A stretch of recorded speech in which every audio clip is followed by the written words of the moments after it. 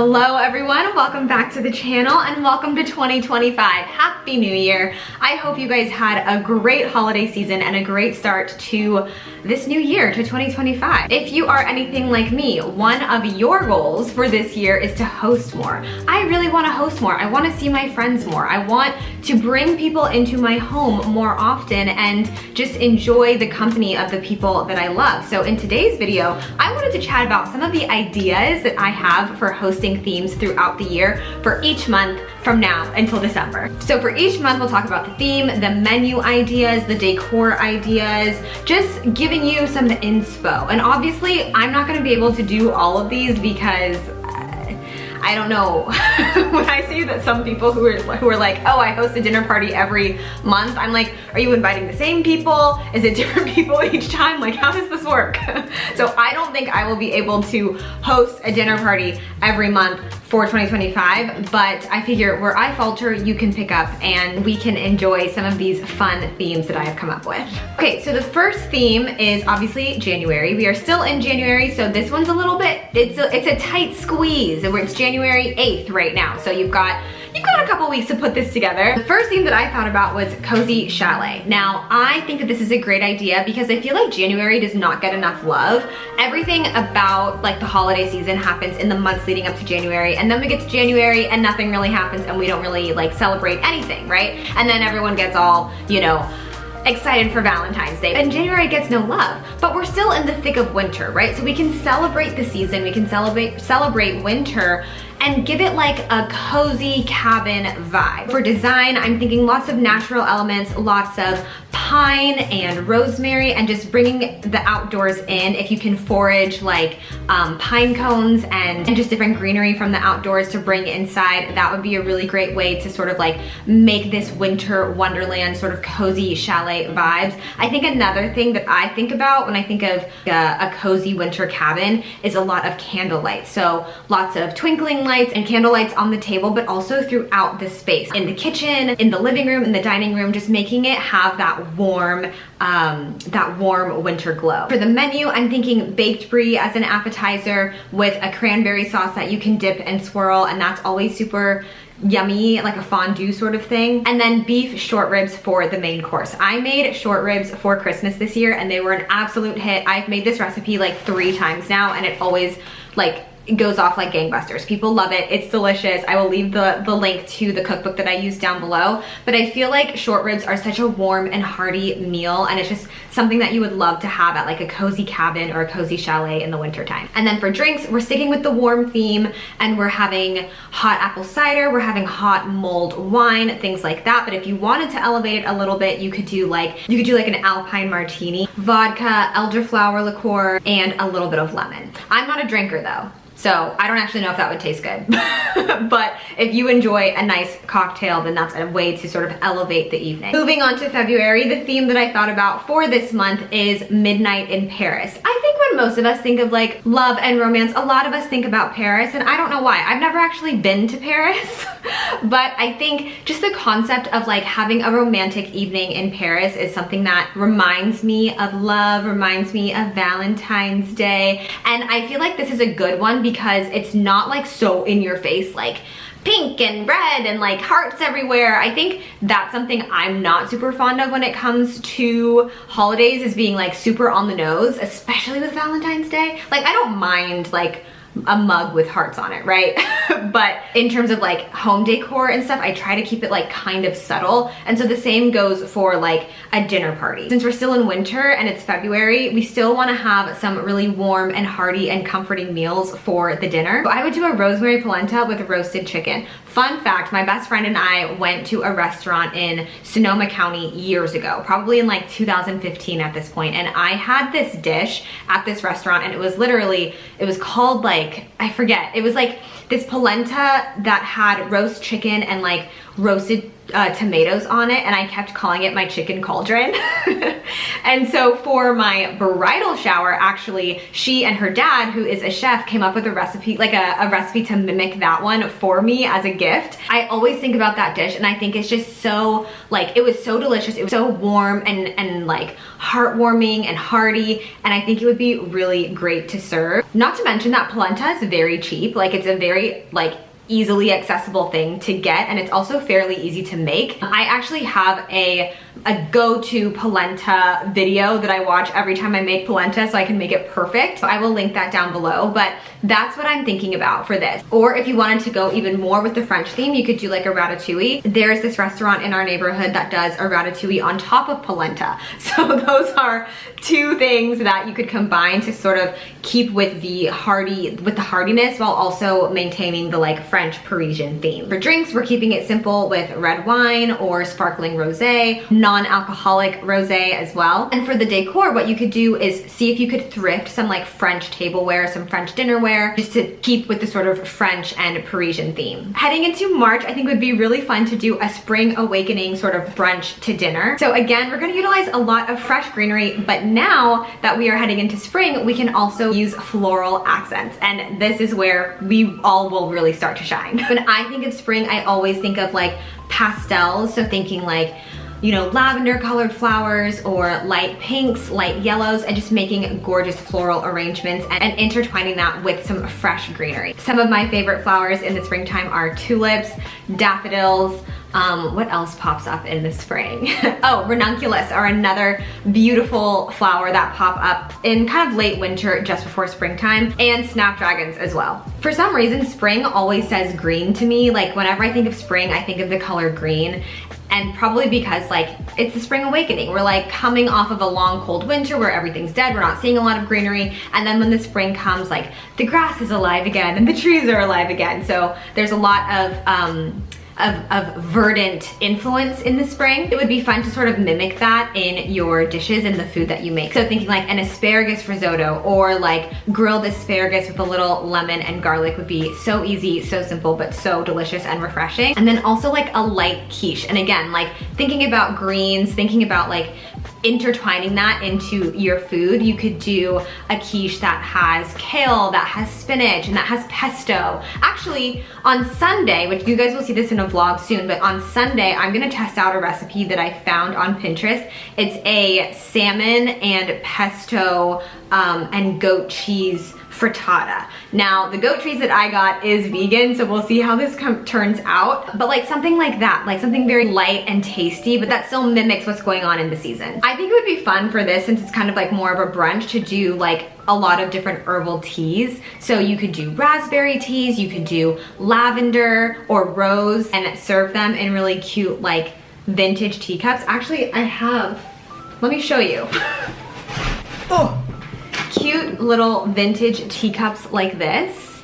Let's see if we'll get her to focus.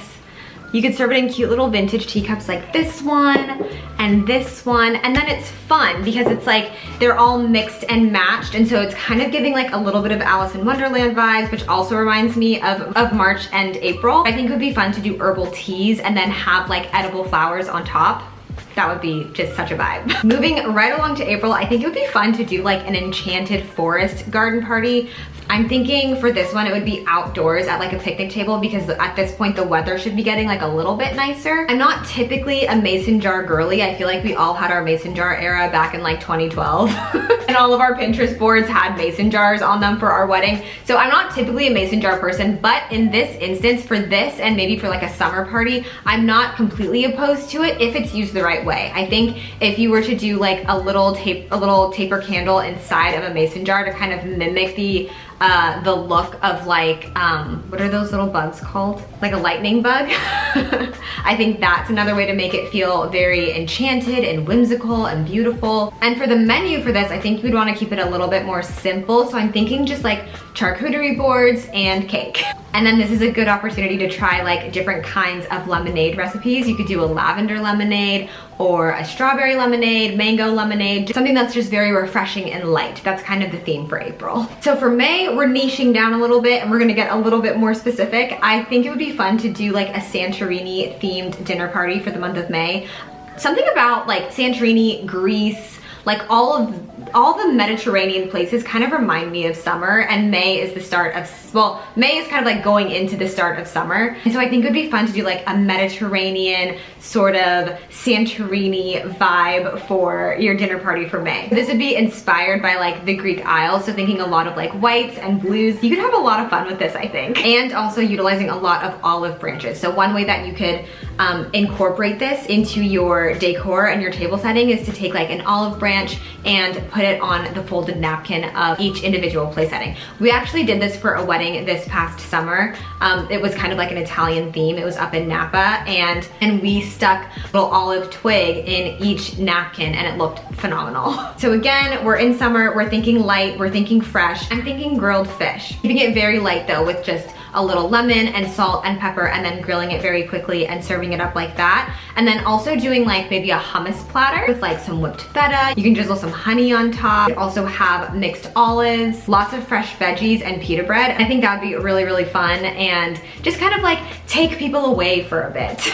Take them to Santorini. And then for dessert, you could do a baklava, which I love baklava. That's like one of the things that I haven't tried making yet. I haven't tried baking one, but I love baklava. It's so good and yummy, and I feel like that would be the perfect sort of like escape for a beginning of summer like garden dinner party. We're halfway through the year at this point. Let's talk about June. I have wanted to throw or have or be invited to a midsummer party for a long time. Every year, every summer, I go on Pinterest and I see these pictures of these beautiful women with flower crowns in their hair, like celebrating midsummer. And if you don't know this, midsummer is basically a celebration of the beginning of the summer season. I don't know what other countries celebrate it, but I know that there's like a midsummer festival in Sweden, and there's lots of bonfires and singing and dancing and flower crowns and just celebrating, and it's like such a vibe. So you could do a midsummer bonfire if you have access to a bonfire. That could be a lot of fun. You could set up like a table that has different types of flowers on it, and people could put flowers in their hair or make little flower wreaths or flower crowns. For this menu, again, we're keeping it light and simple in the summer. So I'm thinking grilled vegetable skewers. If you wanted to, you could add chicken or you could add shrimp. Very easy and like handheld so that you can still be around partying. You could also do stuffed mushrooms for something like this, and of course like a big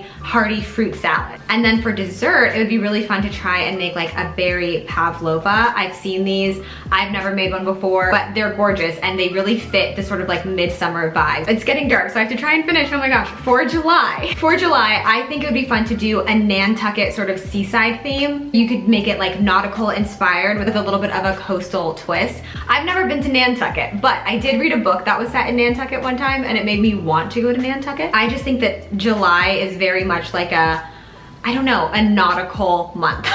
Probably because we have the 4th of July, and that holiday also lends itself to being very nautical with like the Ralph Lauren vibes, the red, white, and blue, like all of that. So it would be really fun to do like lobster rolls or lobster ravioli, clam chowder, just lots of seafood, lots of lobster, highlighting a lot of good fresh seafood. For decor, you could always do seashells. I know I said I don't like things that are too on the nose, but I feel like seashells are a little bit vague because they all look different. So you could do seashells, do red and white flower arrangements, and you could even have this party on the 4th of July. That way it's like two themes in one that kind of go really well together. For dessert, I'm thinking key lime pie, lemon meringue pies, things that are very tart and like, but also very refreshing. And then virgin mojitos for drinks. For August, we're headed under the Tuscan sun, one of my favorite movies. I think about summer and like Europe, like Tuscany, Greece, all of these sorts of places, they just kind of go well together. I don't know what it is. It's a vibe. So we're thinking about like vineyards. We're thinking about wine and grapes and, you know, oranges and reds and, you know, burgundy sort of coloring. You could utilize sunflowers, grapevines, and wooden crates and kind of create feel of being on a winery. For the menu, we're doing a pasta primavera, keeping it fresh, keeping it yummy, but also on theme. And then lots of bruschetta, which is one of my favorite things. I don't even like tomato that much, but something about tomato on bread just works. cakes. And for dessert, a delicious tiramisu. Heading into September, we're getting into the burr months, the cozy months, and we're kicking it off with a cozy harvest dinner. I love September because there is a lot of harvest in this month. There's pumpkin, there's butternut squash, there's spaghetti squash, like there's acorn squash. It's the month of plenty. So the theme, we're thinking lots of autumn hues, oranges, golds, reds, things like that. And for the decor, we want to utilize our pumpkins. This is the season where you can be on the nose. You can utilize your pumpkin, your wheat stalks, your plaid, things like that just kind of make it feel very cozy and very September. For our menu, we're gonna go with pumpkin ravioli, possibly even in the shape of pumpkin, because that's fun. We'll also have a roasted squash. I love, I believe it's acorn squash is the one that I like. I really love a roasted acorn squash, absolutely delicious, super simple. You just roast it in the oven with olive oil and Italian seasoning and salt and pepper. So good, so easy. And then for dessert, obviously we're gonna do apple pie. We're gonna do some form of apple pie. It could be an apple galette, it could be a hand pie, it could be an apple tart, but we want to showcase what is in season, and at that point, apple is the king. And for drinks, we can do cider, we can do spiked cider, and we can also do delicious and warming chai lattes. Okay, so for October, I think it would be fun to base a dinner party off of like a spooky book that you like. So I always read spooky books and it's kind of a problem. I love reading like romance and such, but like a page turning spooky book, I cannot say no to. But I don't have it in my head yet, but it would be fun to base a dinner party off of a specific spooky book that you like and just go through the book and see like what inspiration you can get from the story to bring into your party, and that would be fun. Or if you don't want to do that, if you're not an avid reader, you could also do a murder mystery dinner party. That would be really fun. I've always wanted to do a murder mystery party, or be invited to one, or go to one. You can still keep the vibes like moody and magical, like lots of dark florals, like dark dahlias, darker ranunculus, like making really pretty like dark purple arrangements. That would be really fun. And just showcasing like foods that are darker in color, so beets, like black velvet cake and things like that. I feel like you can't do I feel like the only thing you can do in November is Friendsgiving, right? Like, I don't know what else you would be able to do, but you could do a Friendsgiving feast in November and just make a typical Thanksgiving, a traditional American Thanksgiving dinner. Stuffing, mashed potatoes, you know, green beans, whatever you want to do, and just have like a very typical Friendsgiving. But I think it would be kind of cool, I'm just thinking of this right now, I've never watched the show Friends, but you could try to make it like a Friends themed Friendsgiving, and maybe the invitations could even like have the Friends logo and then at the end say like giving. That would be fun. Finally, for December, this is a party idea that we wanted to do this year, but we didn't get to. Unfortunately, after Christmas, my mom got pneumonia, which if you're a patron, you already know this because I said it on Patreon. But the theme that we wanted to do was an after Christmas party. Here's the thing, Christmas is so stressful and there's so many like events and like responsibilities and like things that you have to do, but like you don't always get to enjoy the holiday season. So we thought it would be fun to host an after Christmas party where it was like a Christmas party like 2 days after Christmas or 3 days after Christmas, where, you know, it's kind of just like more cozy vibes and it's kind of more of like a decompressed, like a non-stressful Christmas gathering where there's gonna be food, there's gonna be drinks and music and everything, but you don't have to like show up perfectly. You don't have to show up like in your best outfit, in your most fancy holiday outfit. You can just come in like whatever is comfortable and decompress with your friends. I think something really yummy for that would be a chicken pot pie. Again, it's really easy. It's a crowd pleaser. You can easily make it veggie. You can make a veggie pot pie. It's something really easy that everyone can take a slice out of. Or you could even make it like a pizza night. Prep your dough ahead of time and have people make their own pizzas, put whatever they want on it, have the toppings laid out, and it's just like a chill, fun thing to do with your friends as opposed to like a stuffy Christmas party. That's it for this video. I ran out of daylight. But thank you guys so much for watching. I'm going to be filming quite a bit moving forward now that, you know, my mom's feeling better, we're back in Marigold Manor, everything's good now. So I'm gonna be filming tomorrow. I'll be filming a vlog, and then on Sunday I'm going antique shopping with my mom. I'm gonna film a vlog for that too. So keep a lookout on the channel. for those videos. If you are not subscribed, go ahead and consider hitting the subscribe button. It is free and you get access to all my content on this channel. And if you want to support even further, then you can head over to Patreon and you get behind the scenes videos, additional content that I don't post publicly, and just an opportunity to be in a community online of like-minded women. So thank you guys so much for watching this video. I hope you enjoyed it and I will see you in the next one. Bye.